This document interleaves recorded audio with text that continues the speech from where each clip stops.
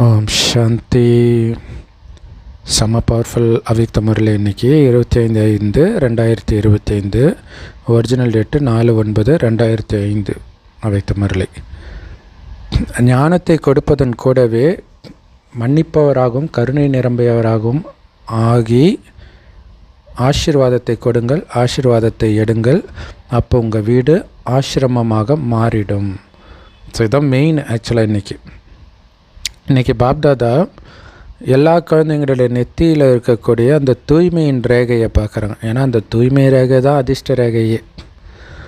பிராமண வாழ்க்கையுடைய அஸ்திவாரமே தூய்மை தான்.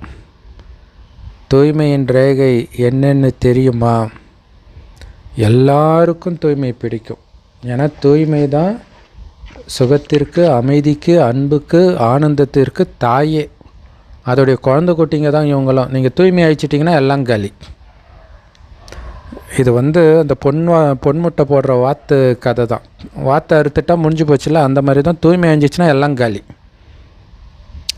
உண்மையிலே மனித வாழ்க்கையுடைய உண்மையான அலங்காரம் தூய்மை. தூய்மை இல்லைன்னா மனித வாழ்க்கைக்கு மரியாதையே கிடையாது. இல்லை பெரிய பெரிய பிரபலங்கள்லாம் அந்த தூய்மை இழந்தவொடனே டக்குன்னு அவங்கள தூக்கி கடைச்சிடுவாங்க மனிதர்கள். அவன் லஞ்சம் வாங்கியிருக்கலாம், எந்த ஊழல் பண்ணாலும் மக்கள் மன்னிச்சிடுவாங்க. ஆனால் தூய்மை இழந்துட்டாங்கன்னா முடிஞ்சு போச்சு, அவங்களுக்கு மரியாதை கிடையாது. தேவதைகள் தூய்மையாக இருக்கிறாங்க, அதனால தான் அவங்க பூஜைக்கு தகுந்தவர்களாக, மரியாதைக்குரியவர்களாக இருக்கிறாங்க. இல்லை அந்த ஒரு ஃபங்க்ஷன், ஏதோ ஒரு துர்கா ஃபங்க்ஷனில் ஹிந்தி நடிகை காஜோல் கத்துறாங்க. அந்த ஃபங்க்ஷன் நடந்துட்டு இருக்கும்போது யாரோ செருப்பு போட்டு வந்துட்டாங்க. அறிவில் அவங்களுக்கு செருப்பு போட்டு வரலாமான்ட்டு அந்த மீடியாக்காரங்களை. அப்போ பாருங்கள், நாம் தூய்மையாக இருந்ததுக்கு மரியாதை, நம்ம முன்னாடி செருப்பு போட்டு கூட வரக்கூடாது. செம சூப்பர் இல்லை? அந்த காலத்தில் பிராமணர்கள் இருக்கிற தெருவில் மற்றவங்க செருப்பு போட்டு நடக்கூடாதுன்னுவாங்க. அப்போ அவங்க தூய்மையாக இருந்துக்கலாம். தூய்மை இழந்த பிறகு தான் அவங்கள எதிர்க்கணுன்ற எண்ணம் வந்தது. ஆனால் இன்றைக்கும் கோயிலுக்குள்ளே செருப்பு கிடையாது இல்லை? அப்போ அந்த தூய்மைக்குரிய மரியாதை தானே அது. தூய்மை இல்லை அப்படின்னா என்ன ஆகுன்றது தான் இன்றைக்கி நீங்கள் பார்த்துட்ருக்குறீங்க. மனித வாழ்க்கை எப்படி இருக்குது, அனுபவிக்கிற எல்லா கஷ்டத்துக்கும் காரணம் அங்கே தூய்மை இல்லை. பாப்தாதா இந்த பிராமண வாழ்க்கைக்கு எல்லா குழந்தைங்களுக்கும் இந்த ஆசீர்வாதம் தான் கொடுக்குறார். என்னது? தூய்மையாகுங்கள், யோகி ஆகுங்கள், பவித்திர பவ, யோகி பவ. ரொம்ப முக்கியமான வரம் இது நமக்கு. ஒவ்வொரு ஆத்மாவுடைய நடத்தையும் முகமும் தூய்மையாக இருந்துச்சுன்னா அவர்களுடைய முகமும் நடத்தையும் ஜொலிக்குன்றார். அந்த தூய்மையில் தான் எல்லாமே இருக்குது. ஆனால் அந்த தூய்மைக்கு ஆதாரம் பாபாவுடைய நினைவு. எல்லாத்துக்கும் ஆதாரம் தூய்மை, ஆனால் அந்த தூய்மைக்கு ஆதாரம் நினைவு. இப்போ நினைவுலேயே இருக்கணும், தொடர்ந்து பரமாத்மா ஜோதி எரிஞ்சிக்கிட்டே இருக்கணும் நம்ம புத்தியில், மனக்கண்ணில். ஸோ அதனால தான் தூய்மை தான் உங்களுடைய வாழ்க்கையே உயர்த்தது. பாபா நீ தூய்மையாக எல்லாம் சரியாயிடுன்றார். உண்மையிலே உங்களுடைய உண்மையான சொரூபமே தூய்மை தான். உங்களுடைய அனாதி சொரூபமும் தூய்மை தான். இல்லை, ஆத்மா எப்பயும் தூய்மையாக தான் இருக்குது. ஆதி சொரூபமும் சொர்க்கத்தில் தூய்மையாக தான் இருக்கிறீங்க. ஸோ அந்த மாதிரி ஆத்மாக்களுடைய விசேஷம் என்னென்னா, அந்த தூய்மையின் பர்சனாலிட்டி அவங்க வாழ்க்கையில் தெரியுன்றார். அவங்களுடைய பேச்சில், பார்வையில், நடத்தையில் எல்லாத்துலேயும் அந்த தூய்மை ஜொலிக்கும். ஸோ அந்த தூய்மை, பாபா சொல்லல, தூய்மை பிரம்மச்சரிய விரதம் முக்கியம், ஆனால் அது மட்டுமே கிடையாதுன்னு வரல. ஸோ எல்லா அழுக்கையும் நீக்கிற வேலையை இன்றைக்கி முரளியில் பார்ப்பார் பாபா. சூப்பராக இருக்கும். அதாவது கங்கையில் மூழ்கினா எப்படி பாவம் போகும், ஆனால் இந்த முரளி ஒவ்வொரு தடவையும், குறிப்பாக அவ்யக்த முரளியில் மூழ்கி எழுந்திரிக்கும் போது அப்படியே மாறினது நமக்கு தெரியும். சூப்பராக இருக்கும். ஆனால் அது திரும்ப திரும்ப அசைப்படும் போது தான் அந்த மாற்றம் நிரந்தரமாக இருக்கும்.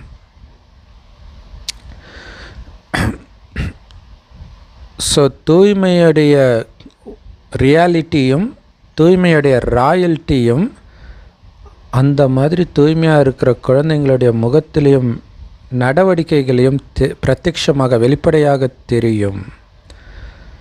உண்மையிலே இந்த தூய்மையின் ரேகை தான் உங்களுடைய வாழ்க்கையின் அலங்காரமே. நம்மளுடைய அலங்காரமே அதுதான். ஸோ உண்மையிலே ஒரு பொண்ணுக்கு வரதட்சணை கொடுத்து அனுப்புகிறாங்க இல்லையா, ஆனால் அதை விட முக்கியமானது அவள் எடுத்துகிட்டு வர்றது கற்பு தான். ஏன்னா அவள் எந்த அளவுக்கு தூய்மையாக இருக்கிறாளோ அந்த அளவிற்கு தான் போகிற இடத்துல வந்து நல்லா இருக்க முடியும். ஏன்னா கூடவே அங்கே சுகம், சாந்தி, செல்வம் எல்லாமே தானாகவே வந்துடும். லக்ஷ்மி அப்படி தானே வராங்க. லக்ஷ்மிக்கு எல்லாமே இருக்குதுன்னா காரணம் தூய்மையினால் இருக்குது. ஸோ ஞானக்கடலை கடைய லக்ஷ்மி வெளிப்படுறதாக புராண கதை சொல்லுது. இப்போ ஞானத்தை கடைஞ்சி தூய்மையாக அவங்க லக்ஷ்மியாக வராங்க. உண்மை என்னன்னா, நான் ஆத்மா. அதுதான் ஆதியிலும் சரி அனாதியிலும் சரி. தூய்மை தான் என்னுடைய உண்மையான ரூபம். இது உங்களுக்கு ஞாபகம் இருக்கும்பொழுது தான் நீங்கள் சக்திசாலியாக ஆக முடியும். உங்களுடைய ராயல்ட்டியே சுயமரியாதை கொண்டவர்களாக இருக்கிறீங்க. அதேமாரி மற்றவர்களுக்கும் மரியாதை கொடுத்துட்டும் இருக்கிறீங்க. நீங்கள் சுயமரியாதையில் நிலைத்து மற்றவர்களுக்கும் மரியாதை கொடுக்குறீங்க. அதுதான் ராயல் தன்மைன்றார். ராயலாக நடந்துக்கிறவன் தானும் சுயமரியாதையில் நிலைச்சிருப்பான், மற்றவர்களுக்கும் மரியாதை கொடுப்பான். ஸோ இங்கே பர்சனாலிட்டி, பிராமண குழந்தைங்களுடைய பர்சனாலிட்டி எப்படின்னா, நிரந்தரமாக திருப்தியாகவும் இருப்பாங்க, ஆனந்தமாகவும் இருப்பாங்க. திருப்தியாக இருந்தாலே ஆனந்தமாக தான் இருப்பாங்க. நீங்களும் திருப்தியாக இருக்கிறீங்க, மற்றவர்களையும் திருப்திப்படுத்துகிறீங்க. தூய்மையினால் நிறைய பிராப்திகள். இப்போ இது எல்லாமே பாபா ஒரு லைனுமே அந்த தூய்மையின் காரணத்தினால கிடைக்கிது. திருப்தியாக இருக்கட்டும், சந்தோஷமாக இருக்கட்டும், பிறரை சந்தோஷப்படுத்துறது இருக்கட்டும், எல்லாமே நீங்கள் தூய்மையாக இருக்கிறதுனால தான் முடியுது. ஸோ தூய்மையின் மூலமாக நிறைய பிராப்திகள் கிடைக்கிது. எல்லா குழந்தைங்களுக்கும் பாப்தாதா என்ன பிராப்திகளை கொடுத்தாருன்னு உங்களுக்கு தெரியும் தானே. ஸோ எவ்வளவு பொக்கிஷங்கள்னால பாபா உங்களை நிரப்பி வச்சிருக்கிறார். அத்தனை பொக்கிஷங்களையும் பிராப்திகளையும் நீங்கள் சதா ஞாபகம் வச்சுக்கிட்டு இருந்தாலே அனைத்து பிராப்திகளிலும் நீங்கள் எப்பவும் நிரம்பியவர்களாக இருப்பீங்க. அதை ஞாபகம் வச்சுக்கிறதாம். பாபா எனக்குள்ளே தூய்மையை நிரப்பிட்டாருன்ற ஞாபகம் இருந்தாலே தூய்மை டிஸ்டர்ப் ஆகிற சூழ்நிலையிலையும் நீங்கள் ஆடாமல் அசையாமல் தூய்மையாக இருப்பீங்க. பாபா அமைதி சக்தியில் என்னை நிரப்பிட்டாருன்றது உங்களுக்கு அந்த கோபத்தை தூண்டக்கூடிய சூழ்நிலை வரும்போது எனக்குள்ளே எவ்வளோ அமைதியை நிரப்பியிருக்கிறார் அப்படின்னு நீங்கள் நினைத்தாலே அமைதியாக இருப்பீங்க. ஸோ அதை ஞாபகம் வச்சுக்கிறது தான் இங்கே விஷயமே. ஸோ உங்களுக்கு கொடுக்கப்பட்ட முதல் பொக்கிஷம் இந்த ஞானம். இதன் மூலமாகத்தான் நீங்கள் வாழ்க்கை வாழ்ந்துக்கிட்டே துக்கம் அசாந்தியிலேருந்து விடுபடுறீங்க. கலியுகத்தில் இருந்துக்கிட்டே. ஏன்னா ஞானத்தின் மூலமாக தெரிஞ்சுக்கிட்டோம், ஓ இவங்க இப்படி தான் இருப்பாங்க. கலியுகம்ல என்ன திடீர்னு ஏமாற்றிட்டாங்க, ஆஹா கலியுகம் இல்லை மறந்துட்டோம் பற்றியா. அதுதான் விஷயம். கலியுகம்னா ஏமாற்ற தான் செய்வாங்க. கலியுகம்னா நோய் வரதான் செய்யும். கலியுகம்னா எல்லாமே நடக்கத்தான் செய்யும். ஆனால் நான் சத்தியுகத்துக்கு போகிறேன், இங்கேருந்து விலகிட்டேன் அப்படின்னு நினைத்தாலே அமைதியாகிடுவீங்க. இதுக்கும் எனக்கும் சம்மந்தமே கிடையாது. அப்போ வீண் எண்ணங்கள்லேருந்து விடுபட்டுட்டீங்க, நெகட்டிவ் எண்ணத்துலேருந்து விடுபட்டுட்டீங்க, பாவ எண்ணத்துலேருந்து விடுபட்டுட்டீங்க, பாவ காரியத்துலேருந்தும் விடுபட்டுட்டீங்க. ஏன்னா எண்ணம் தான் காரியமாகுது. வீண் எண்ணமே வரல, தெளிவாக இருக்குது. சொர்க்கத்துக்கு போகிறேன், அது சம்மந்தப்பட்ட எண்ணத்தை மட்டுமே நான் உருவாக்குவேன். ஸோ ஏதாவது உங்களுக்கு அதையும் மீறி வீண் எண்ணம் பாவ எண்ணம் வந்துச்சுன்னா ஞான சக்தியை வச்சு அதை அழித்து வெற்றி கொள்கிறீங்க. ஒரு செகண்டில் முற்றுப்புள்ளி வைக்க சொல்லிட்டாரு பாபா. நான் ஏன் அதில் யோசிச்சுட்டு இருக்கணும், ஐயோ என் நேரம் வீணாகுது, எத்தனை வருடம் வீணாகும், வேண்டாம் அப்படின்னு நினச்ச உடனே வீண் எண்ணம் ஓடி போய்டும். சரி, அது முதல் பொக்கிஷம் ஞானம். ரெண்டாவது பொக்கிஷம் நினைவு, யோகம். ஸோ இதன் மூலமாக தான் நம்ம சக்தி நிரம்பியவர்களாக ஆகிறோம். சக்திகளின் ஆதாரத்தில் எல்லா பிரச்சனைகளையும் தடைகளையும் ஈஸியாக ஜெயிச்சிடலாம். ஏன்னா ஞானத்தில் மூலமாக வர்றது கூட நேரம் எடுக்கும். ஏன்னா ஆரம்பத்திலே தான் ஞானம் கிடைக்கிது. எல்லா விகாரத்தையும் டக்குன்னு விட்டுட்டோமா, இல்லை. யோகம் வரும்போது தான் விட முடியும். ஏன்னா யோக சக்தி இருக்கும்போது தான் இந்த ஞானமே உங்கள் மைண்டில் ஞாபகம் இருக்கும் எப்பயுமே. அப்போ டக்குன்னு ஒவ்வொரு பிரச்சனைக்கும் இந்த ஞானன்றது ஞாபகம் வரும், விடுபட்டுடுவீங்க எல்லா பிரச்சனையிலிருந்தும் தடையிலிருந்தும். 3வது பொக்கிஷம். ஸோ இதை பற்றிலாம் உள்ளே வரும், சமசூப்பராக இருக்கும். 3வது பொக்கிஷம் தாரணை. அதன் மூலமாக தான் அனைத்து தெய்வீக குணங்களையும் அடையிறீங்க. ஏன்னா குணதாரணை பேரே குணதாரணை.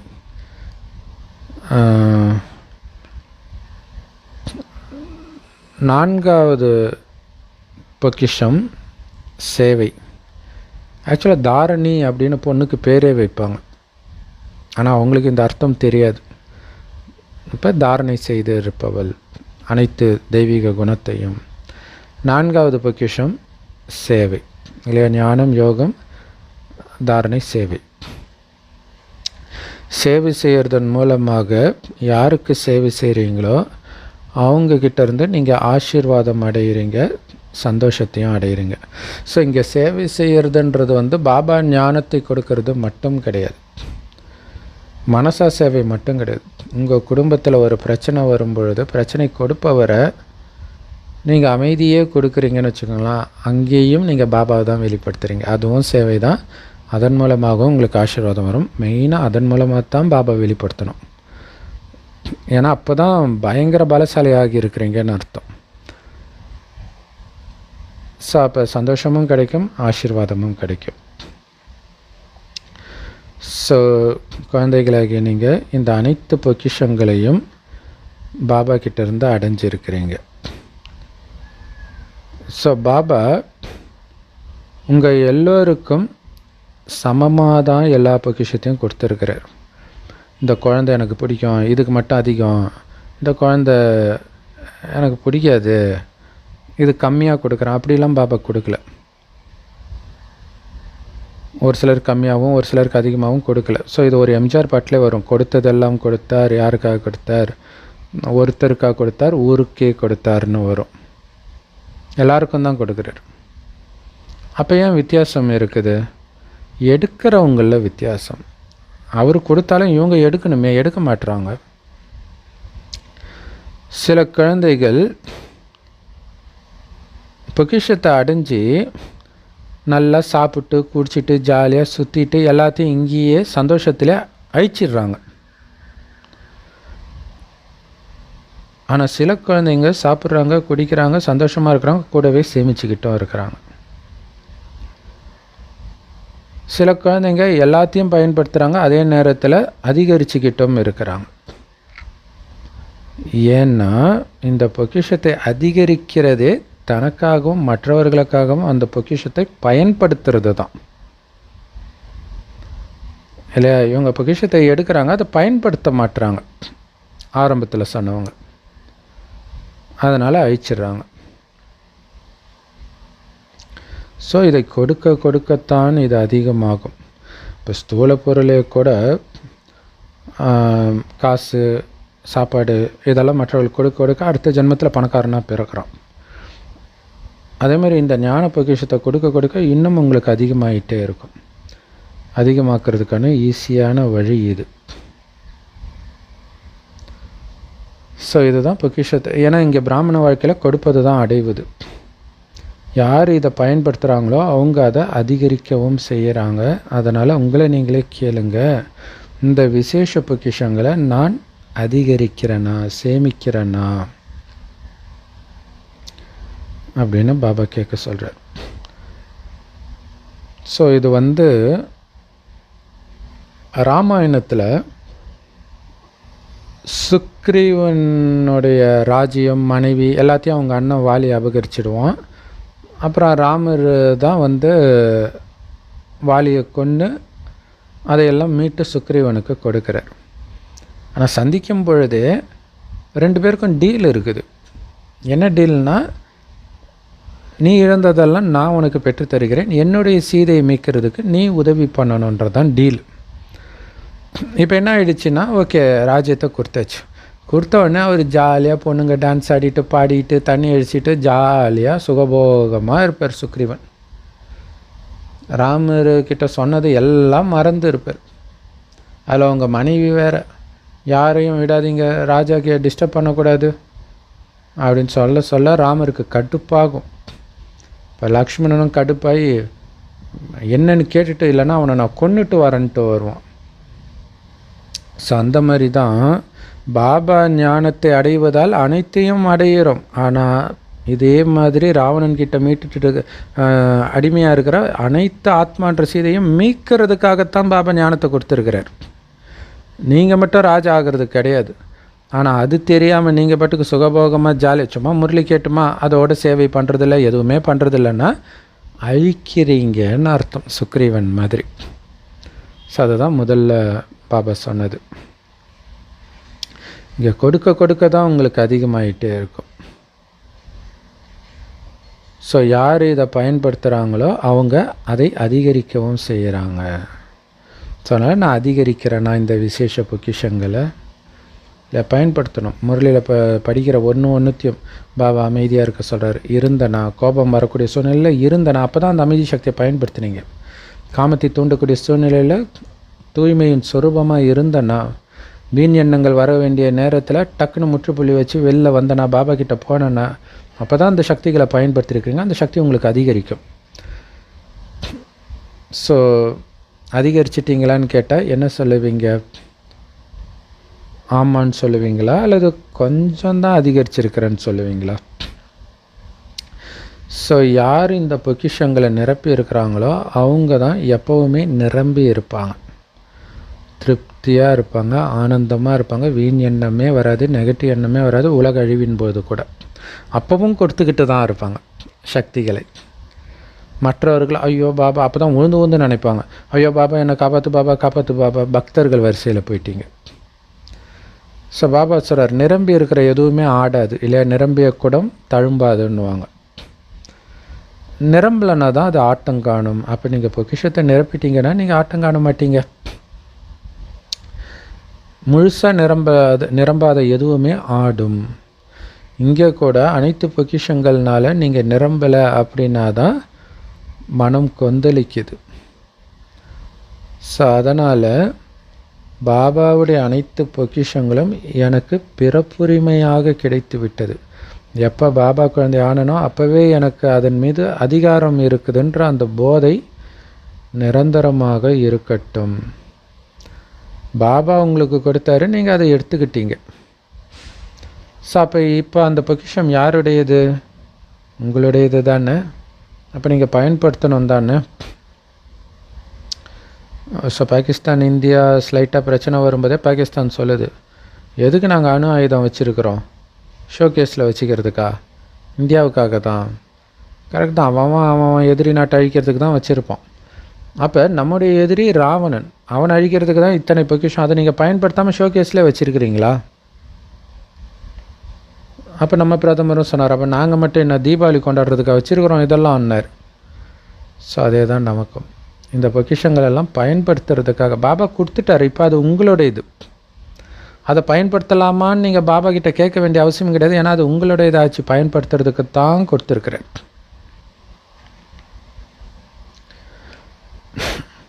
இல்லை ரஷ்யா இந்தியாவுக்கு ஆயுதத்தை கொடுத்து வச்சு வித்துருச்சுன்னா வித்தாச்சு, முடிஞ்சு போச்சு. இப்போ அது நம்மளோட இது, நம்ம பயன்படுத்த வேண்டியது தான். அந்த மாதிரி பாபாவோடைய இது இப்போ உங்களுடைய இது ஆயிடுச்சு இல்லை. அப்போ யாருக்கிட்ட இந்த பொக்கிஷம் இருக்குதோ அவங்க தான் சதா போதையில் இருக்க முடியும். ரொம்ப போதையில் இருப்பாங்கன்றார். ஆனால் யார்கிட்ட இருக்கும்? அதை சதா மனதுக்குள்ளே அசைப்போடுறவங்க கிட்ட தான் இருக்கும்.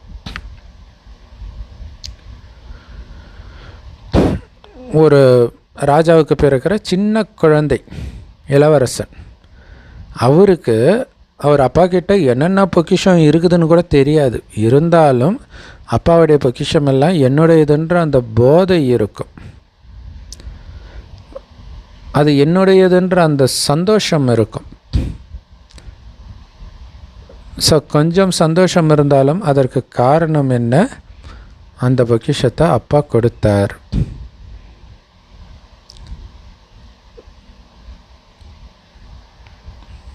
ஸோ நீங்கள் பாபா சொன்னதை கேட்டீங்க. இருந்தாலும் ஒரு ரகம் இருக்கிறாங்க, அவங்க கேட்க மட்டும்தான் செய்வாங்க. இன்னொருத்தர் தான் அதை தனக்குள்ளே நிரப்பிப்பாங்க. இந்த பொக்கிஷங்களை, ஞான பொக்கிஷங்களை தனதை ஆக்கிக்குவாங்க. கேட்கறது வேறு, தன்னுடையதாகவே ஆக்கிக்கிறது வேறு இல்லையா? ஸோ யார் தன்னுடையதாக ஆக்கிக்கிறாங்களோ அவங்க தான் இந்த போதையில் இருக்க முடியும். சும்மா கேட்குறவங்களுக்கு அந்த போதை இருக்காது. இத்தனை வருஷம் பாபா ஞானம் எடுத்தோம், எனக்கு போதை வரலைன்னா அதை உங்களுடையதாக ஆக்கலை, அதை அசை போட்டுட்டு இல்லை, அதன் சொரூபமாக ஆகலை. அதுதான் காரணம். இன்றைக்கி நிறைய புது குழந்தைங்க வந்திருக்கிறாங்க. இந்த அதிர்ஷ்ட குழந்தைங்களுக்கு பாப் தாதா அதிர்ஷ்டத்திற்காக வாழ்த்துக்களை தெரிவிக்கிறார். ஸோ உங்களுடைய பாக்கியத்தை அடையாளம் கண்டுட்டீங்களா? ஏன்னா கடவுளுடைய அன்பு உங்களுக்கு கிடைச்சிருக்குது, அழிவற்ற அன்பு. ஒரு ஜென்மத்துக்கு மட்டும் இல்லை, பல ஜென்மத்துக்கு இந்த அன்பு உங்களுக்கு கூடவே வரப்போகுது. அதனால தான் கடைசி வரைக்கும் கடவுள் கொடுத்தாருன்னு சொல்கிறோம். ஒரு லெவலுக்கு மேலே துக்கம் வந்தாலும் அவர் தான் கொடுத்தாருன்னு சொல்லிட்டோம் இல்லையா? ஸோ இப்போ அந்த அளவுக்கு கொடுக்குறார். பல ஜென்மத்துக்கு நிரந்தரமாக உங்கள் கூடவே இருக்க போகுது கடவுளுடைய அன்பு. ஸோ கொடுத்ததெல்லாம் அவர் தான் கொடுத்தாருன்றது சொர்க்கத்தில் இருக்கிறவங்க சொல்லலாம், இங்கே இருக்கிறவங்க சொல்ல முடியாது. ஏன்னா இங்கே இருக்கிறது எல்லாமே துக்கமாக இருக்குது. அது மட்டும் கிடையாது, இப்போ இந்த நேரம் பாபா முன்னாடி உட்கார்ந்துட்டு இருக்கிறீங்களே, இது கூட சங்கம யுகத்தின் பாக்கியத்தின் நேரம். தங்க யுகத்தை கூட பாக்கியவான் யுகம் தான் சொல்லுவோம். ஆனால் அதைவிட மிக பாக்கியம் வாய்ந்தது இந்த சங்கம யுகம். ஏன்னா இப்போ மட்டும்தான் உங்களுக்கு பாபா கிட்ட இருந்து ஆசீர்வாதமும் கிடைக்கிது, பாபா கிட்ட இருந்து நிரந்தர பாக்கியமே ஆஸ்தியாக கிடைக்கிது இல்லையா? அனைத்து அதிர்ஷ்டமும் சொர்க்கத்தில் நீங்கள் அனுபவிக்க போகிற அத்தனையும் உங்களுக்கு அதிர்ஷ்டமாக கிடைக்கிது. நம்ம எதுவுமே பண்ணலை இல்லையா? தானாக தான் அது நடக்குது. ஸோ அந்த மாதிரி சங்கம யுகத்தில் அதிர்ஷ்டசாலி நேரத்தில் நீங்கள் எல்லோரும் உங்களுடைய பாக்கியத்தை அடையிறதுக்காக வந்திருக்கிறீங்க. யோசிச்சு பாருங்கள், பாபா என்ன பண்ணுறாரு, நாம் என்ன பண்ணுறோம்? ஒன்றுமே பண்ணல. அவராக வந்தார், ஞானத்தினால் நிரப்பினார், சக்தியினால் நிரப்பினார். நம்ம ஜஸ்ட்டு வாங்கிக்கிட்டே இருக்கிறோம், அவ்வளோதான். அனைத்திலும் நிரம்புகிறோம். அப்போ இது அதிர்ஷ்டம் தானே சொல்லணும், வரம்னு தானே சொல்லணும் இல்லையா? ஸோ இந்த மாதிரி சங்கம யுகத்தில் இப்படிப்பட்ட பாக்கியமான நேரத்தில் உங்களுடைய பாக்கியத்தை அடையிறதுக்காக எல்லோரும் இங்கே வந்திருக்கிறீங்க. ஸோ அதனால் பாபா ரொம்ப ஈஸியாக முயற்சி பண்ணுறதுக்கான வழியை குழந்தைங்களுக்கு சொல்லுவார். ஏன்னா ஈஸியான விஷயம் தானே உங்களுக்கு தேவை, கஷ்டமான விஷயம் உங்களுக்கு தேவையில்லைல்ல. அதெல்லாம் பக்தியில் தான் கஷ்டப்படுறதெல்லாம். ஸோ இந்த குழந்தைங்க தன்னுடைய பாக்கியத்தை உருவாக்குறதுக்கான ஈஸியான வழியை அடைஞ்சிட்டாங்க. அவன் ஒரு பைசா சம்பாதிக்கிறதுக்கு எவ்வளோ கஷ்டப்படுறான். கூலாக 21 பிறகு சொர்க்கத்தில் ராஜாவாகவே உட்காந்துட்ருக்க போகிறீங்க. அப்போ எவ்வளோ ஈஸி இது. எதுவும் இதுக்காக நம்ம பண்ணலை, சுண்டு வரல கூட அசைக்கலை, அப்படியே கிடச்சிடுச்சு. எவ்வளோ ஈஸியான வழி. நினச்சாலே சொர்க்கத்தை நினச்சாலே உனக்கு சொர்க்கம் கிடச்சிடும்ன்றார். மாங்கான்னு நினச்சாலே இனிக்காதுன்னுவாங்க, மாம்பழம் நினச்சாலே இனிக்காதுன்னு. ஆனால் இங்கே இனிக்குதே, சொர்க்கத்தை நினச்சா இனிக்குதே, பாபாவை நினச்சா இனிக்குதே, சக்தி நிரம்புதே. ஸோ எவ்வளோ ஈஸியானது, உலகத்திலே ரொம்ப ஈஸியானது சொர்க்கத்துக்கு போகிறது. பாபாவை பிடிக்கிறோம். வேறு எதுவும் நீங்கள் பண்ண தேவை, ஒன்றே ஒன்று பண்ணுங்கள். ஒரே ஒரு விஷயம் நீங்கள் பண்ணலாம் தானே? சொல்லுங்கள், ஆமாம் சொல்லுங்கள், இல்லைன்னு சொல்லுங்கள், ஹாஞ்சின்னு சொல்லுங்கள். ஸோ எல்லாத்தையும் விட ரொம்ப ஈஸியான வழி நான் சொல்கிறேன். அமிர்த வேலை எழுந்திரிச்சதுலேருந்து யாரை சந்தித்தாலும் அவங்கக்கிட்ட ஆசீர்வாதத்தை எடுங்க, ஆசீர்வாதத்தை கொடுங்க.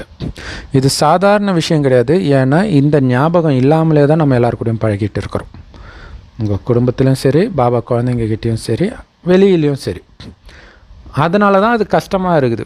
இது மட்டும் ஞாபகம் வச்சா போதும். நான் இவரை சந்திப்பது இப்போ திருமணம் அந்த மாதிரி சுப நிகழ்வுகளில் பெரியவங்க காலில் விழுந்து ஆசீர்வாதம் வாங்குறாங்க. அவங்களுக்கு தெரியும் நான் ஆசீர்வாதம் வாங்க போகிறேன்ட்டு. ஆனால் நீங்கள் ஒரு வினாடியும் எல்லாருக்கிட்டையும் ஆசீர்வாதம் தான் வாங்குறீங்க. ஏன்னா சொர்க்கத்துக்கு போகிறீங்க. ஸோ ஒரு உயர்ந்த பதவி கிடைக்கும்போது ஆசீர்வாதம் வாங்குவோம்ல, அந்த மாதிரி ஆசீர்வாதம் வாங்குறீங்க. ஆக்சுவலாக ஆசீர்வாதம் வாங்குறதுனால தான் அது கிடைக்கிது. அப்போ இப்போவே நான் நாராயணன் ஆகிட்டோம், ஒவ்வொருத்தர்கிட்டையும் நான் ஆசீர்வாதம் வாங்குகிறேன். நான் நாராயணன் ஆகிட்டேன்னு சொன்னால் சிரிப்பாங்க. ஆனால் அவங்கக்கிட்டேருந்து நான் ஆசீர்வாதம் வாங்கணும். நாராயணனாகவே நடந்துக்குங்க. அமிர்த வேலையிலேருந்து யார் வந்தாலும் நாராயணனை பார்த்த உணர்வு இருக்கணும், மகாலட்சுமியை பார்த்த உணர்வு இருக்கணும். எவ்வளோ இனிமையாக இருக்கும் அவங்க வார்த்தை, எவ்வளோ பரிசுத்தமாக இருக்கும் அவங்களுடைய பார்வை, இல்லையா? ஸோ அப்போ ஆசீர்வாதத்தை வாங்கியே தீரணும் அப்படிங்கிற லட்சியம் வைங்க. எப்படி தெரியுமா ஆசீர்வாதம் கிடைக்கும்? முதல்ல நீங்கள் கொடுக்கறதுனால கிடைக்கும். ஸோ அது போக போக பாபா சொல்வார், ஒரு பயங்கர கோபக்காரனே உங்கள் முன்னாடி வரட்டும், நீங்கள் ஜஸ்ட் அவனுக்கு ஆசீர்வாதத்தை கொடுங்க, ஆசீர்வாதத்தை எடுங்க. ஏன்னா நீங்கள் ஆசீர்வாதத்தை கொடுத்துக்கிட்டே இருக்கிறீங்கன்னா மனசால் உங்கள் வாயிலையும் அதே மாதிரி வார்த்தை தான் வரும். அந்த வார்த்தை அவங்களுக்கு புரியும். அப்போ அவங்க அப்படியே அமைதியாகிறது உங்களுக்கு ஆசீர்வாதம். ஏன்னா ஒரு ஆத்மா கோபத்தின் உச்சத்தில் எரியறத அப்படியே குளிர்ந்த தண்ணி ஊற்றி அணைக்கிறது சாதாரண உதவின்னு நினைக்கிறீங்களா?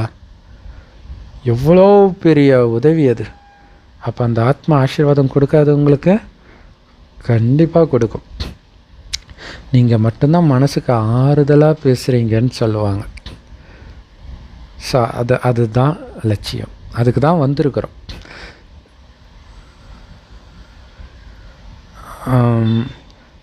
ஏன்னா தீவிர முயற்சி பண்ணுறதுக்கு ஈஸியான ஆயுதம் இந்த ஆசீர்வாதம்ன்றார். மிகப்பெரிய ஆயுதம், நாராயணன் ஆகிறதுக்கான ஆயுதம் இந்த ஆசீர்வாதம்ன்றார்.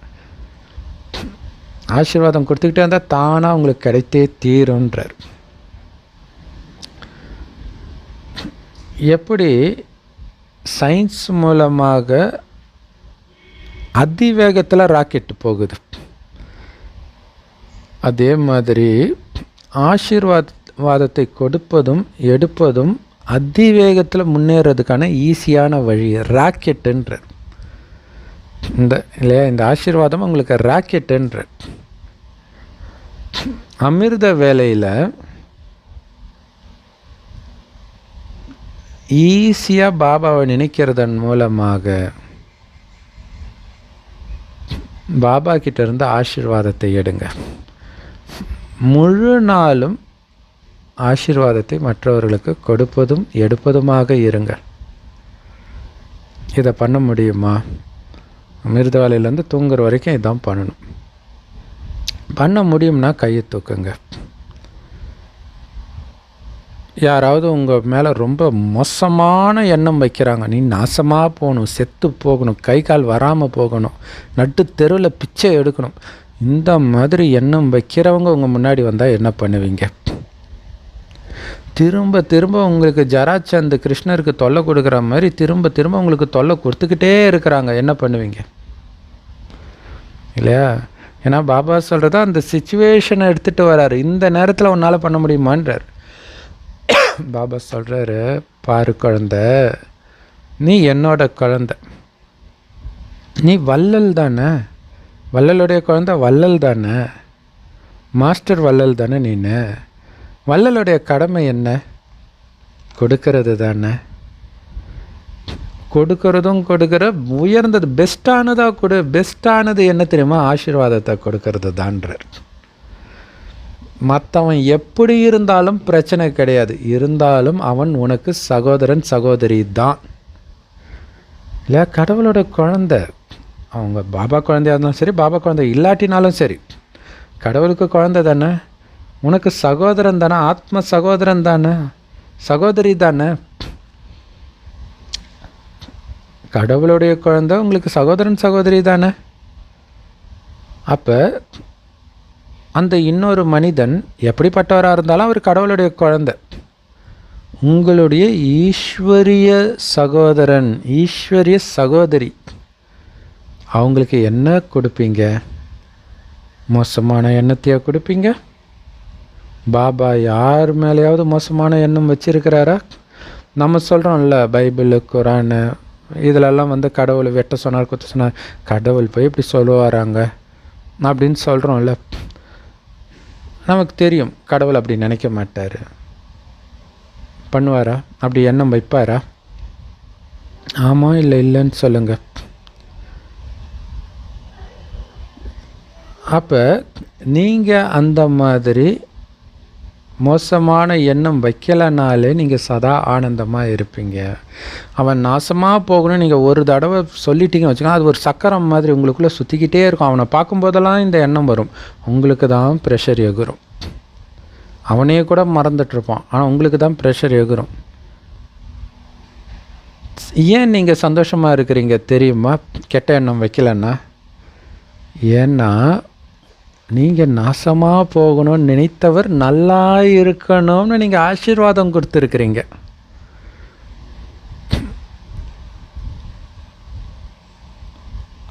அப்போ அவங்க உங்களுக்கு ஆசீர்வாதத்தை கொடுத்தாலும் சரி, கொடுக்காட்டினாலும் சரி, உங்களுக்கு ஆசீர்வாதம் கிடைத்து கொண்டே இருக்கிறது.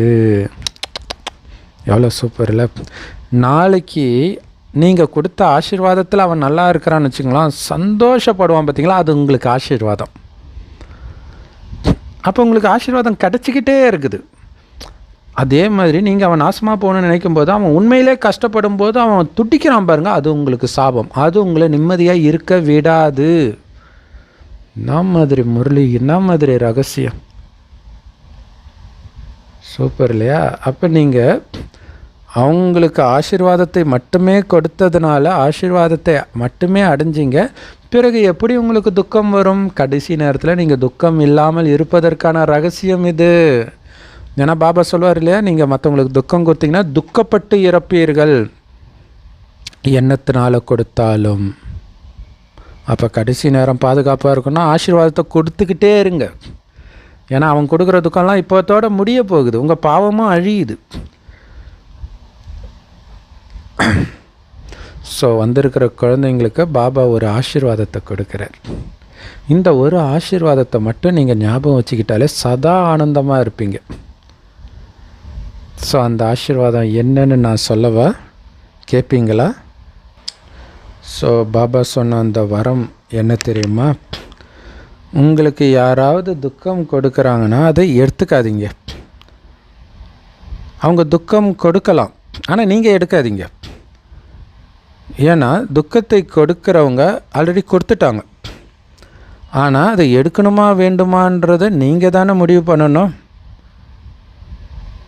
ஏன்னா நீங்கள் வள்ளல்ப்பா, நீங்கள் எடுக்கிறவர் கிடையாது, கொடுக்குறவர். அவங்க உங்ககிட்ட கெட்ட ஒரு விஷயத்தை கொடுக்குறாங்க, துக்கம் அசாந்தியை கொடுக்குறாங்கன்னா அது கெட்ட விஷயந்தானே. உங்களுக்கு துக்கம் பிடிச்சிருக்குதா? பிடிக்கல தானே. ஸோ அது கெட்ட விஷயமாக இருக்குது இல்லையா? ஏன் கெட்ட விஷயத்தை எடுக்கிறீங்க? எடுப்பீங்களா கெட்ட விஷயத்த? யாராவது உங்களுக்கு கெட்ட விஷயத்தை கொடுக்குறாங்க, அதை நீங்கள் எடுத்துக்குவீங்களா? எடுக்க மாட்டீங்க இல்லையா? அப்போ எதுக்கு அவங்க துக்கம் கொடுத்தா மட்டும் எடுக்கிறீங்க? அது கெட்ட விஷயந்தானே. ஆனால் எடுத்துக்கிறீங்க. நீங்கள் துக்கத்தை எடுத்தீங்கன்னா பிறகு துக்கம் அடைகிறது யார்? நீங்கள் அடையிறீங்களா, கொடுத்தவங்க அடையிறாங்களா? எடுக்கிறவங்க தான் அடையிறாங்க இல்லையா? கொடுத்தவங்களும் அடைவாங்க, பட் எடுத்தவங்க ரொம்ப ரொம்ப துக்கம் அடைவாங்க. ஏன்னா துக்கத்தை கொடுக்குறவனும் துக்கப்பட்டு தான் கொடுக்குறான். ஆனால் எடுத்தவங்க ரொம்ப துக்கம் அடைவாங்க. இப்பொழுதுலேருந்து ஒரு வேளை நீங்கள் துக்கத்தையே எடுக்கலை அப்படின்னாலே உங்களுடைய பாதி துக்கம் முடிஞ்சிடும்ன்ற. ஸோ எடுக்க மாட்டீங்க தானே. பிறகு துக்கத்திற்கு பிறகு துக்கத்தை எடுப்பதற்கு பதிலாக, ஏன்னா துக்கத்தை எடுத்தீங்கன்னா நீங்கள் துக்கத்தை தான் கொடுப்பீங்க. அதனால் துக்கத்தை எடுக்காமல் அதற்கு பதிலாக நீங்கள் அவங்களுக்கு சுகத்தை கொடுப்பீங்க. சுகத்தை கொடுத்தால் அவர்கள்கிட்ட இருந்து உங்களுக்கு ஆசீர்வாதம் கிடைக்கும். துக்கத்தை எடுத்திங்கன்னா துக்கத்தை கொடுப்பீங்க, துக்கத்தை கொடுத்தா அது சாபத்தை தான் கொடுக்கும் இல்லையா? ஸோ அப்போ ஆசீர்வாதம் வாங்கணுமா சாபத்தை வாங்கணுமா? ஸோ இது இன்னொரு விஷயம் இப்படி கூட பாபா டச் பண்ணார். என்னென்னா, ஒரு ஃபங்க்ஷன் இருக்குதுன்னு வச்சுக்கோங்களேன். அந்த ஃபங்க்ஷனுடைய வேலையை எல்லாரும் அவங்கவுங்களுக்கு பிடித்த ஏதோ ஒரு உணவு எடுத்துகிட்டு வராங்கன்னு வச்சுக்கோங்க. அந்த உணவை ஒருத்தருக்கு ஒருத்தர் ஊட்டி விடுறது தான் அந்த ஃபங்க்ஷன்.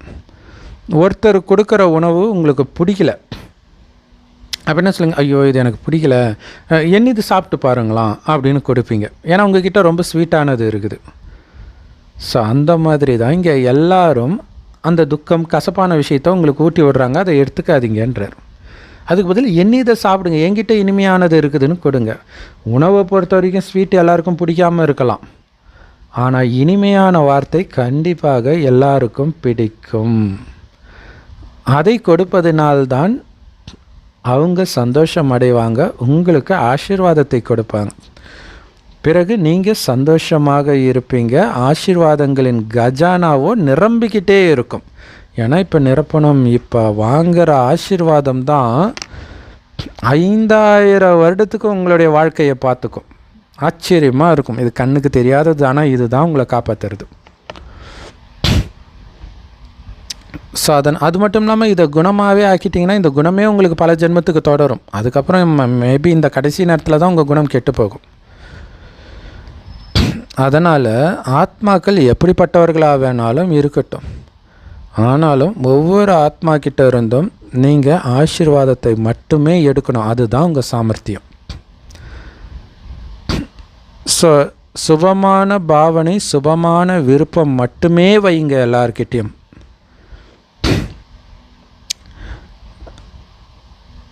ஆனால் சில சமயம் என்ன நடக்குது அப்படின்னா, யாராவது ஏதாவது ஒன்று பண்ணிட்டாங்க தப்பான விஷயத்த அப்படின்னா உடனே அவங்களுக்கு டீச்சர் ஆகிடுறீங்க. நீங்கள் இது இப்படி பண்ணக்கூடாது, இது இப்படி தான் பண்ணணும், தெரியுதா, அப்படி இப்படின்ட்டு நான் ஒன்று சரிப்படுத்துகிறேன்ட்டு அவங்களுக்கு பாடம் நடத்துகிறீங்க. பாபா சொல்கிறாரு, பாடம் நடத்துங்க, ஆனால் பாடம் நடத்துறதுல மிக உயர்ந்த வழி ஒன்று இருக்குது. அது என்ன தெரியுமா?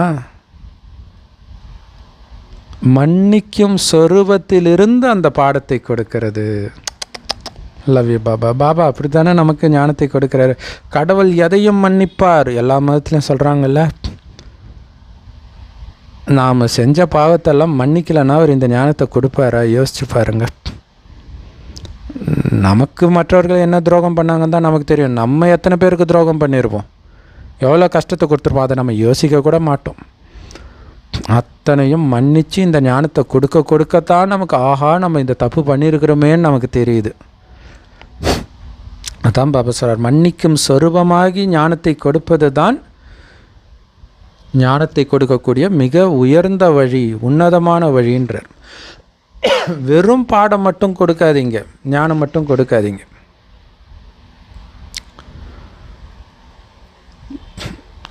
கருணையும் மன்னிக்கும் தன்மையும் கொண்டவராகி பிறகு ஞானத்தை கொடுங்க இல்லையா? கருணையோடு கொடுங்க இல்லையா? அவன் இப்படி பண்ணுறதுனால எனக்கு கஷ்டமாக இருக்குதுன்னு கொடுக்கறது இல்லை. அவன் மாறணும், பாவம் அவன் கஷ்டப்படுறானே அப்படின்ற அன்போடு கொடுங்க. 3 வார்த்தை ஞாபகம் வச்சுக்கோங்க. பாடம் கொடுக்குறோம், கருணை, மன்னிப்புத்தன்மை. இந்த 3 வார்த்தையும் ஒன்றாக இருக்கணும். ஸோ இதை பாடம்ன்றதோட அறிவுரை அப்படி சொல்லிடலாம். அதனால் அறிவுரை எப்படி கொடுக்கணுன்னா, கருணை நிரம்பியவராகி மன்னிக்கும் குணமுடையவராகி கொடுக்கணும். ஸோ அதனால் பாப்தாதா இந்த 3 வார்த்தையை ஞாபகம் வச்சுக்க சொல்கிறாரு. அறிவுரை, மன்னிப்பு, கருணை, இந்த 3ம் ஒன்றாக வரணும் உங்கள் வார்த்தையில். அந்த கருணையும் தெரியணும். ஸோ அப்படி கருணை நிரம்பிய நிலையோடு நீங்கள் ஒருத்தருக்கு அறிவுரை கொடுத்தீங்கன்னா தான் அந்த அறிவுரை வேலை செய்யும். கருணை இல்லாமல் நீங்கள் அறிவுரை கொடுக்குறீங்கன்னா அவர் இந்த காதில் வாங்கி அந்த காதில் விட்டுருவார், தாரணை ஆகாது. அப்படி தானே? உங்களுக்கே அந்த அனுபவம் ஆகி இருக்குதானே? நீங்கள் யாருக்கும் ஆசிரியர் ஆகலை தானே? ஏன்னா ஆசிரியர் ஆகிறது உங்களுக்கு டக்குன்னு தெரியும், உடனே அட்வைஸ் கொடுக்க ஆரம்பிச்சிடுவோம். ஆனால் மன்னிக்கவும் செய்யணும், அது ரொம்ப முக்கியம். ரெண்டுமே ஒரே நேரத்தில் நடக்கணும். ஸோ ஏதோ பைபிளில் சொல்லுவாங்க, எத்தனை முறை மன்னிக்கிறதுனா ஒரு முறை இல்லை 1000 முறை மன்னி அப்படின்ட்டு இயேசு சொன்னதாக சொல்லுவாங்க. ஸோ அந்த அளவுக்கு கருணை இருந்துக்கிட்டே இருக்கணும். எத்தனை தடவை அந்த காலத்திலலாம் மேபி இப்போ கூட இருக்கலாம், சில கணவன் வந்து பயங்கரமாக தண்ணி அடிச்சுட்டு இதுனா அவங்க மனைவி அப்படியே அமைதியாகவே இருப்பாங்க. ஆச்சரியமாக இருக்கும், எப்படா இவங்களால் இருக்க முடியுதுன்ட்டு. ஸோ அப்போ இயல்பாகவே அப்படி இருந்திருக்கிறாங்க. இப்போ அதனால் பாபா சொல்கிறாங்க, இப்பொழுதுலேருந்து கருணை இருக்கட்டும். ஸோ கருணை இருப்பதற்கான வழி என்ன தெரியுமா? சுபபாவனை மற்றும் சுப விருப்பம் கொண்டிருத்தல். உங்களுக்காகவும் பிறருக்காகவும் எப்போவுமே சுபபாவனை தான். கண்டிப்பாக மாறுவாங்க. கண்டிப்பாக என்னங்க இத்தனை வருஷம் மாறுவாங்க பாருங்கள். அதுதான்.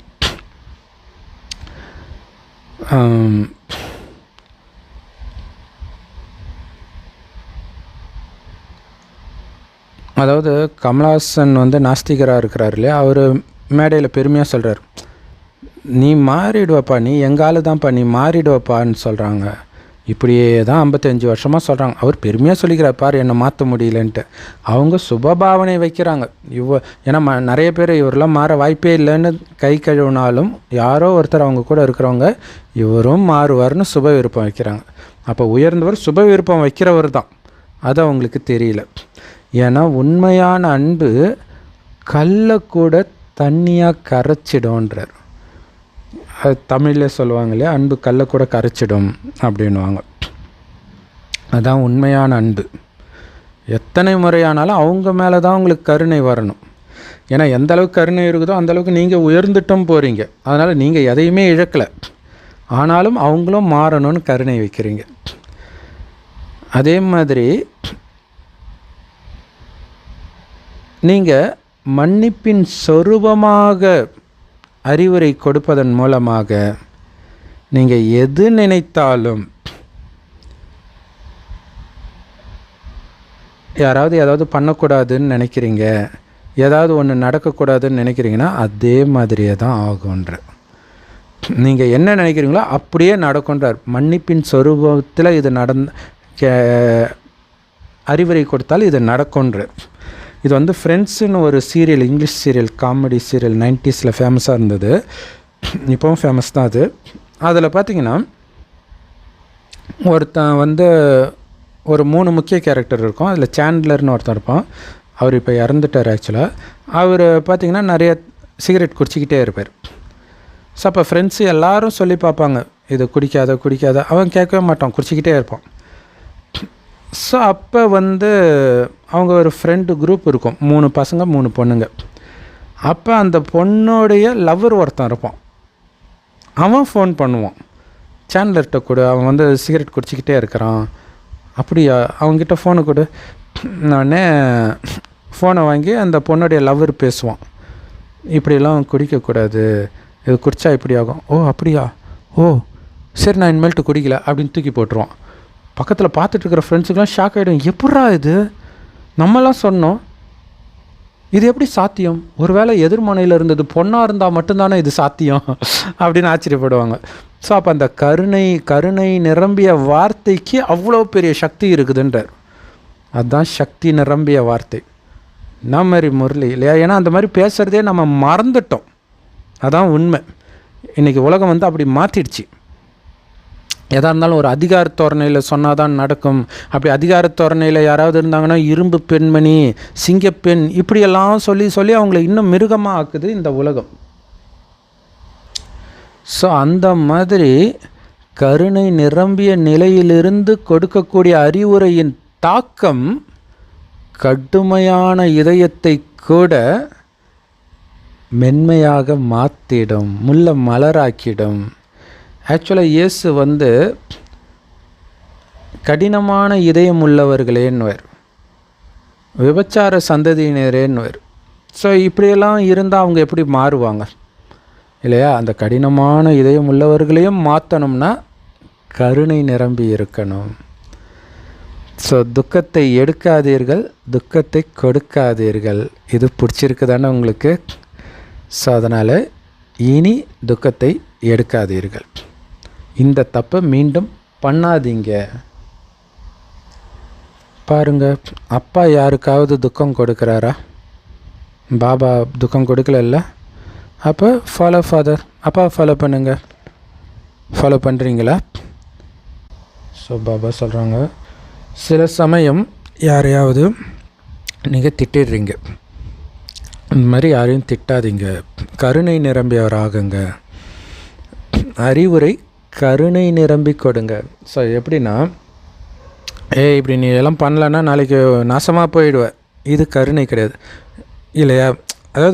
அதாவது இதுவுமே அறிவுரை தான். ஆனால் ரஃப்பாக சொல்கிறீங்க, திட்டுற மாதிரி சொல்கிறீங்க. ஸ்கூலில் வாத்தியாருங்களும் அதை தான் தப்பு பண்ணாங்க இல்லையா? அங்கே யாரும் கருணையாக நமக்கு சொல்லிக் கொடுக்கல. அது ஒரு முக்கியமான காரணம். கருணையாக நடந்துக்கிறவங்களுடைய சப்ஜெக்ட் பிடிக்கும். அவங்களுக்காகவே குழந்தைங்க படிப்பாங்க. ஃபேவரட் டீச்சர்னு இருப்பாங்க. அந்த ஃபேவரட் டீச்சருடைய சப்ஜெக்டாக அவங்க விழுந்து படிப்பாங்க, வராட்டினா கூட. ஸோ அதுதான் அந்த கருணை பண்ணுற வேலை. ஸோ அப்போ நீங்கள் சொல்கிறக்கூடிய அறிவுரை கருணை நிரம்பியதாக இருக்கணுமே தவிர கோபம் நிரம்பியதாக இருக்கக்கூடாது. கருணையோட அறிவுரை கொடுங்க. ஸோ திரும்ப நீங்கள் ஒருத்தரை திட்டிக்கிட்டே இருந்தீங்கன்னா அந்த ஆத்மா உங்களுக்கு எதிரி ஆகிடுவார். உங்கள் மேலே அவருக்கு வெறுப்பு வந்துடும்.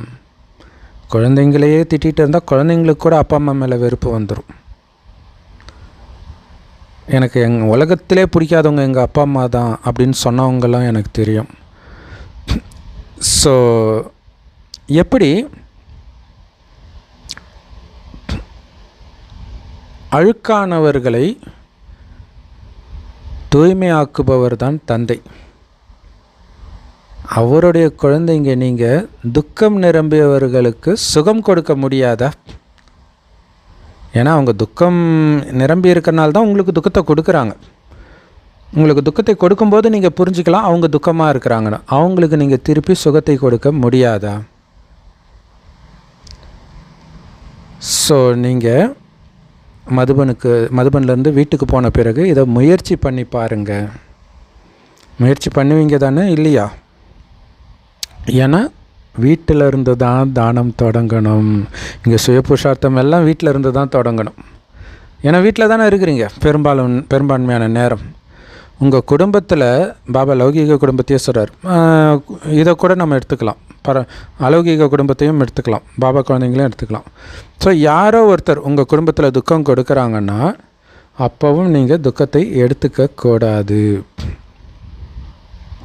அவங்களுக்கு நீங்கள் ஆசீர்வாதத்தை தான் கொடுக்கணும்.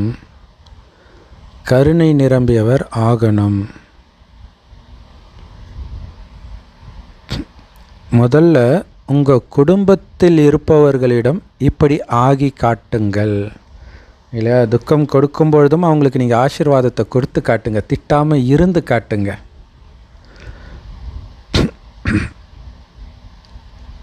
ஏன்னா உங்களுடைய குடும்பத்தில் நீங்கள் ஏற்படுத்துகிற தாக்கம் உங்கள் ஏரியாவின் வாயுமண்டலத்தையே மாற்றும். உங்கள் ஏரியாவின் வாயுமண்டலம் உங்கள் தேசத்தின் வாயுமண்டலத்தையே மாற்றும். உங்கள் தேசத்தின் வாயுமண்டலம் உலகத்தின் வாயுமண்டலத்தையே மாற்றும், உலகத்தையே மாற்றும். இதுதான் வீட்டில் இருந்து சேவைன்றது. நமக்கு தெரியாது, நம்ம குடும்பத்தில் தானே இருக்கிறோன்னு நினைப்போம். ஆனால் இது அப்படியே அந்த வாயுமண்டலம் அப்படியே மாற்றிக்கிட்டே இருக்கும். அப்போ நீங்கள் பேசுகிற ஒரு வார்த்தை இந்த உலகத்துக்கே நீங்கள் செய்கிற மிகப்பெரிய துரோகம். தப்பாக பேசுனீங்கன்னா, கோபமாக பேசுனீங்கன்னா, காமமாக பேசுனீங்கன்னா, அல்லது வெறுப்பாக பேசுகிறீங்க, பற்றா பேசினா கூட, அகங்காரமாக பேசினா கூட, அப்படிங்கிறத புரிஞ்சுக்கிட்டால் அதில் கருணை மட்டும்தான் இருக்கணும். கருணை உள்ளம் கொண்டவளே கருமாரி அம்மா, கந்தன் கருணை, பக்தர்களே இப்படி பேர் வைக்கிறாங்க பாருங்கள்.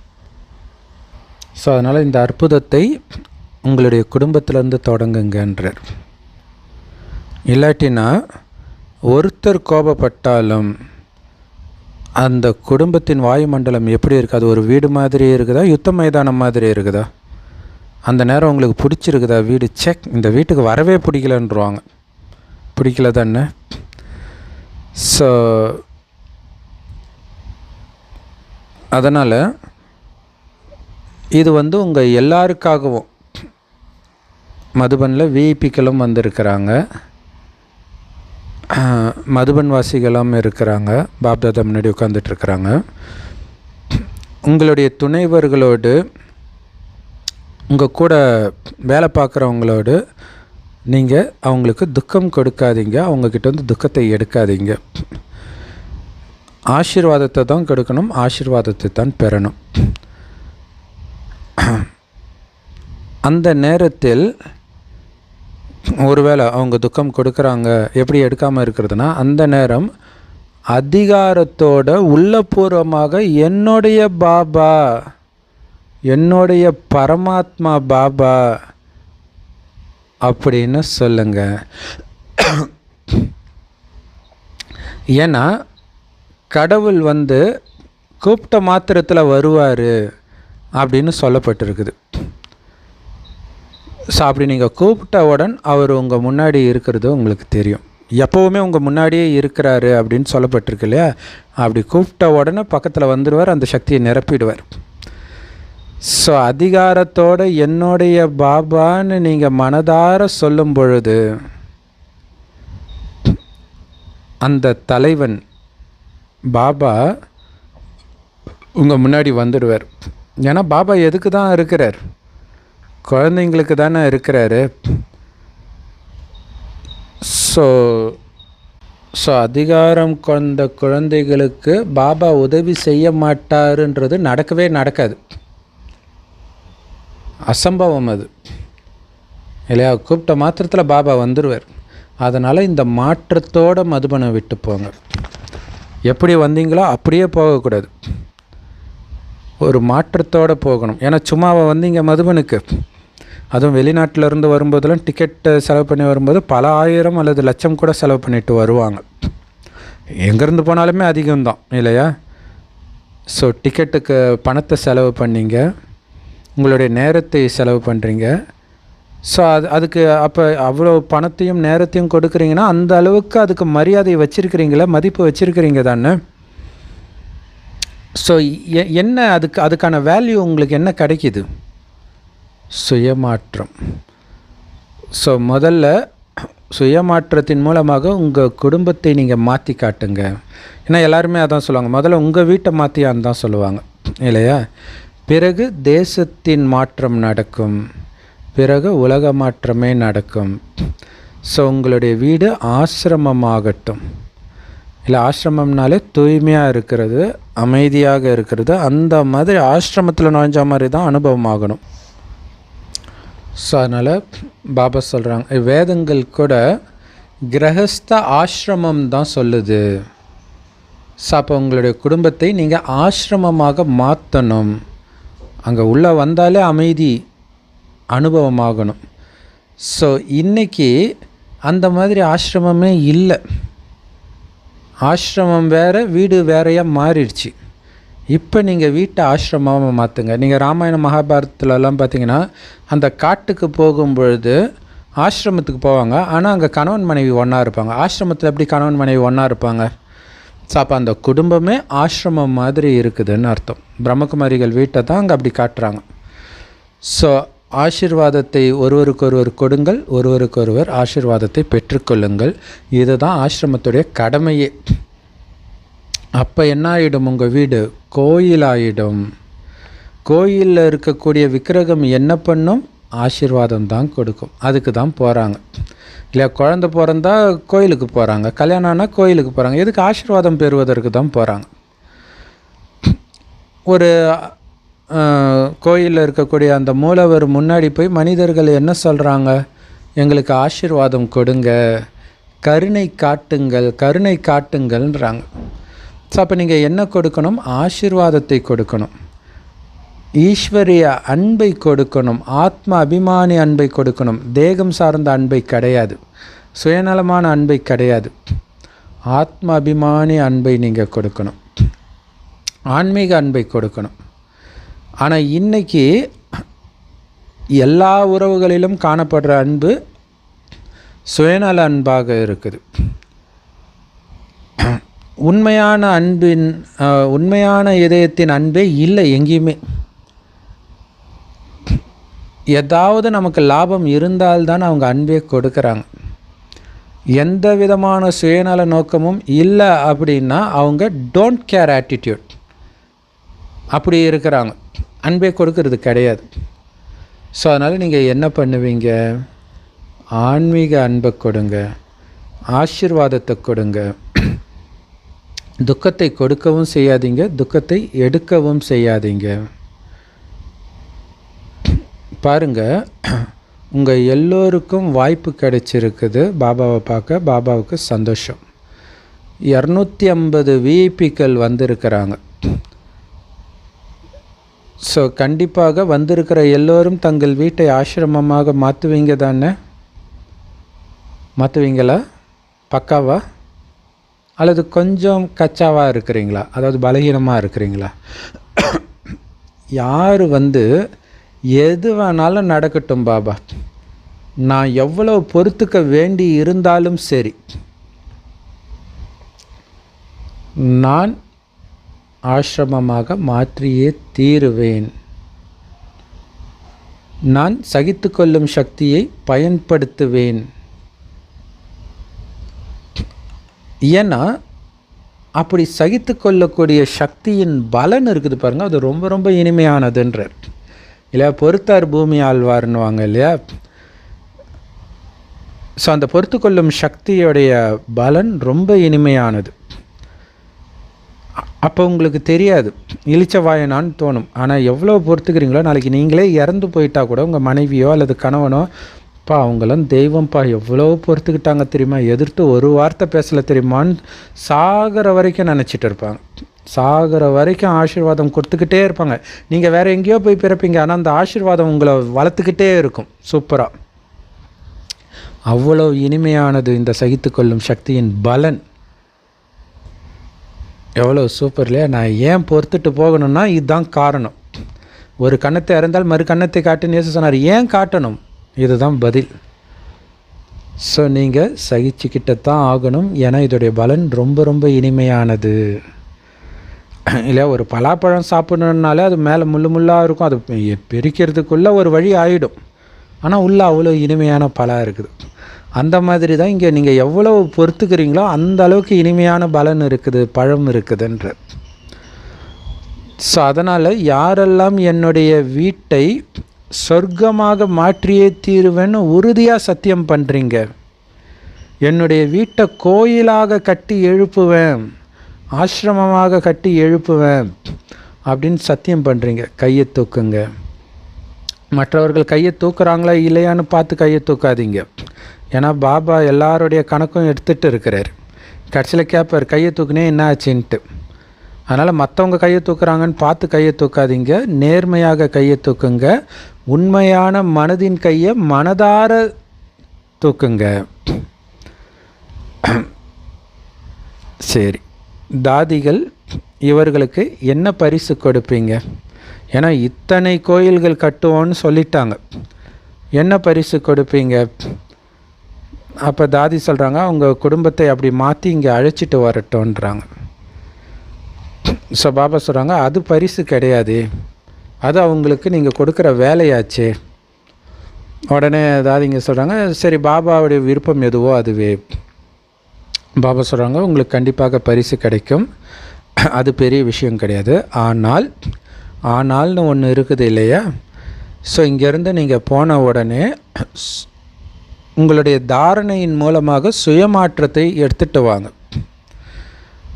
பிறகு 15 நாள் 1 மாதம் கழித்து நீங்கள் எந்த அளவுக்கு மாற்றி இருக்கிறீங்கன்னு ரிசல்ட்டை எழுதுங்க எனக்கு லெட்டரில்.